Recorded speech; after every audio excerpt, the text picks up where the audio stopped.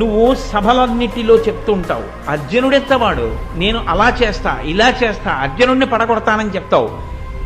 అక్కడ మాట్లాడుతుంటావు, ఇక్కడ మాట్లాడడానికి కుదరదు. చేతలలో చూపించు. నువ్వో నేనో ఎవరు మన ఇద్దరిలో శౌర్యం కలిగిన వాడో తేలిపోయే రోజు వచ్చింది. నీకు ధైర్యం ఉంటే నిలబడి నాతో యుద్ధం చెయ్యి అని. నువ్వు ఇవాళ ఏ ఫలితాన్ని అనుభవించబోతున్నావో తెలుసా? పలుకవచ్చుగాక పలికిన ఎట్టుల చెయ్యవచ్చు నిట్లు దాయా. దాయా అంటే ఓ శత్రువా అని. ఎందుబోయేటట్లు ద్రుపదపుత్రిక బరు పంపగాంచి తగిన ఫలమున కందుగాక. ఆనాడు ద్రౌపదీదేవి కురుసభలోకి వస్తే బంధకి పంచభర్తృక జుత్తు పట్టి ఈడ్చుకు రమ్మని చెప్పావు కదా. ఆవిడికి చీర విప్పుతుంటే పకపక పకపక నవ్వావు కదా.